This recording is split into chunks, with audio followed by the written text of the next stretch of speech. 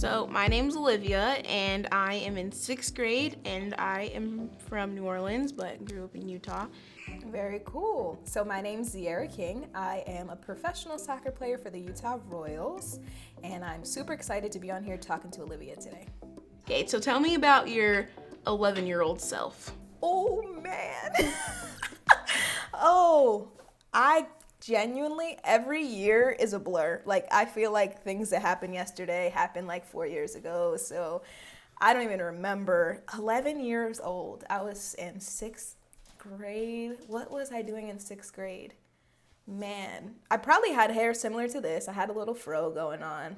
I had just, done like a big chop around that time. So I was rocking a little fro. Middle school is kind of an awkward stage for a lot of people. So I definitely had a little awkward phase in there. But I would say 11-year-old me was probably not as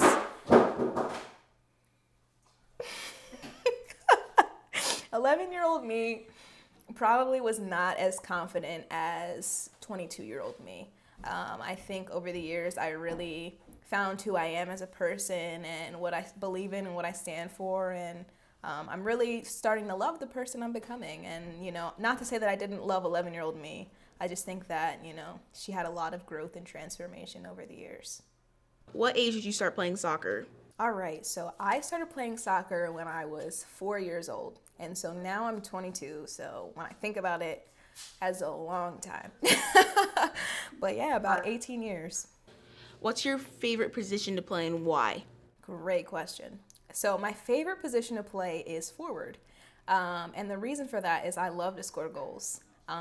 And also I feel like it's a lot less pressure than, being a defender. When you're on defense, like, you got to worry about keeping the goals from going in the net and all that. But I like the other side of that. I like putting the ball in the back of the net. I play defense, forward, and midfield. Midfield, I don't play a lot, but if he needs Come through versatility. I love it. Yeah. That's awesome. In your opinion, what is the best skills a team should have to play soccer? Okay. The best skill that a team should have is communication. I think that's a huge part of making a team environment work. I think, in any field, when you're working towards a common goal and you have a group to work with, it can be hard having, different personalities and, different thoughts and different experiences and backgrounds coming together. But I think that if you, open up that dialogue and everybody's in an understanding of, where people's thoughts are, it allows for the team to work real smooth. Yeah, I think my team is struggling with communication. Yeah, I think it's common for a lot of teams. I think, like I said, when you put a lot of people together working towards a common goal, you're going to have conflict.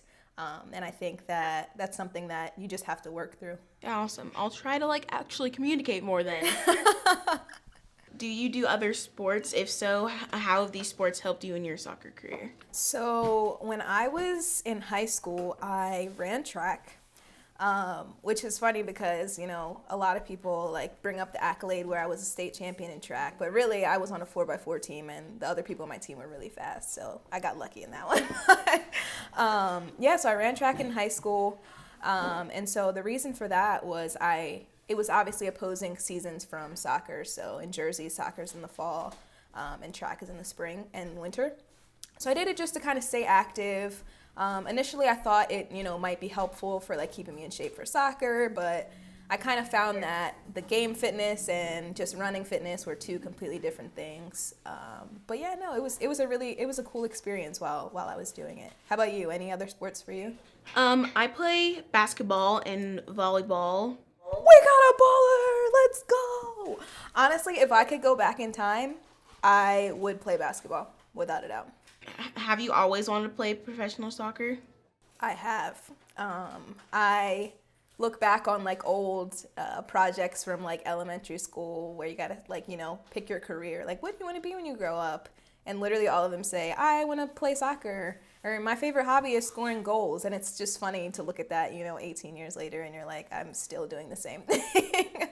But yeah, it's always been a dream of mine to be a professional soccer player. So it's crazy waking up every day and I realize that this is really my job, What obstacles did you have to face when you're in your soccer career? So when I was probably around your age, when I was in middle school, I got cut from ODP. And so I tried out one time. That was the one time I tried out. I got cut, and I was like, oh, these people are going to regret this. And so I kind of used that as fuel, for the rest of my career to just say, like, these people didn't see the vision. They didn't believe in you. But you know what? I'm going to show them exactly why they should have never cut me in the first place. So I think that was one of the biggest things, that I overcame and kind of turned it into fuel. What do you do for fun besides soccer? Oh, that is a great question. See, because I am a big believer in, like, you got to do things outside of your sport. Like, for me, it really keeps me grounded. It keeps me, in a good headspace. And, when I get really consumed in soccer, like, it's detrimental for me. And so when I have things to, kind of fall back on that I like to do, it reminds me of the bigger picture. And my passion outside of soccer is I'm really interested in, like, delivering babies and birth and breastfeeding and all that stuff, which, is kind of not a very common thing, I feel like, for people to be interested in. But I really think, like, midwifery is like my end goal. Like, I'm going to be a midwife. I'm going to deliver babies. I think that's the coolest thing ever. And women are so awesome. I'm sorry. I went on a little rampage here, but I just, I like to do a lot of things. What are some things about being a professional soccer player that have surprised you? That have surprised me.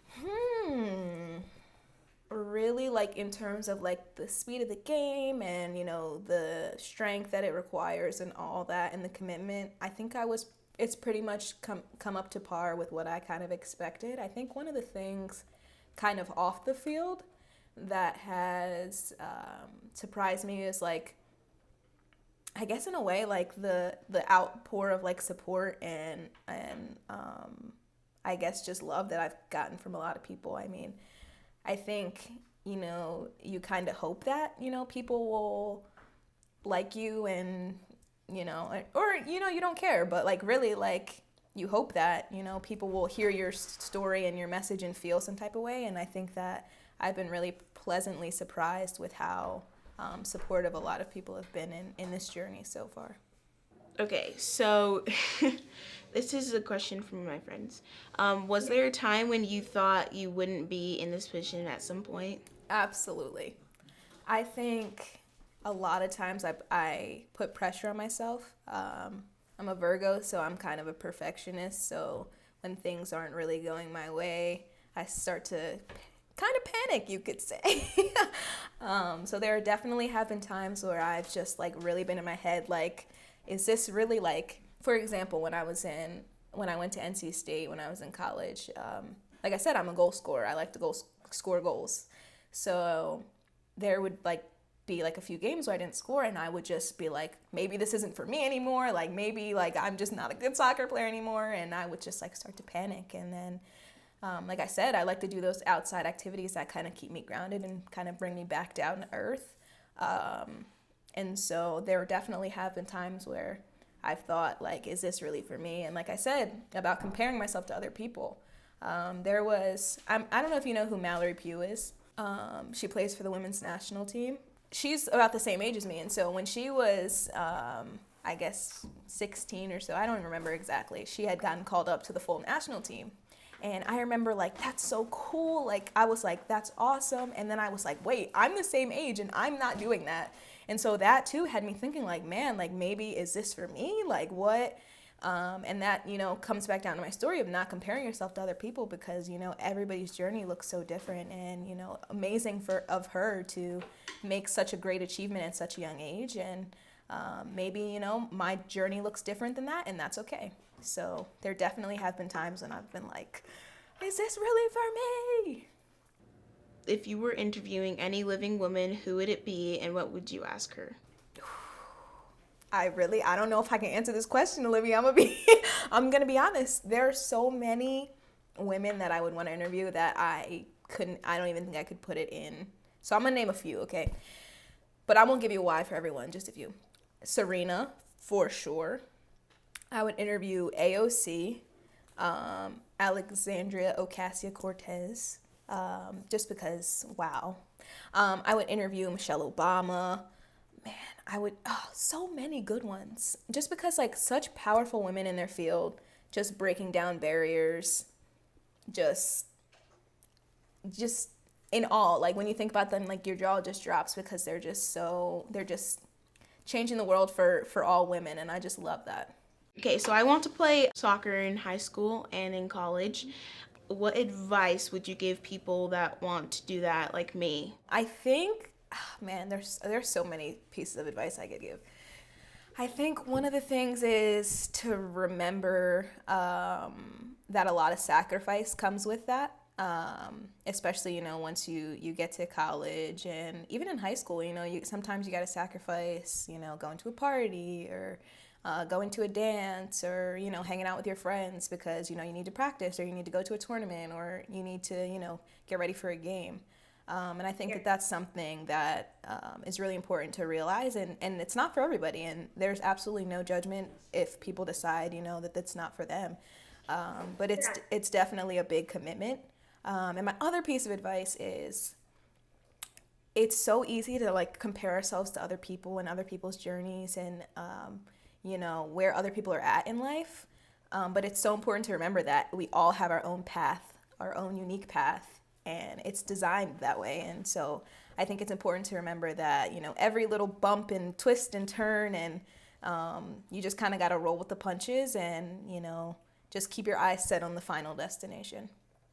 A lot of people, like you said, comparison, just comparing to other people makes you kind of like think that you're less than other people. Exactly. And it really starts to wear on, your mental state. Like you start to question yourself and your ability, like, am I good enough? Should I be doing this? And it really does nothing but hinder you. And I think confidence is such a big part of, being a part of sports and having that confidence and, that swagger about you. Like, I'm going to come out here and I'm going to ball out. So I think, I think that's definitely a big piece of advice that I could give.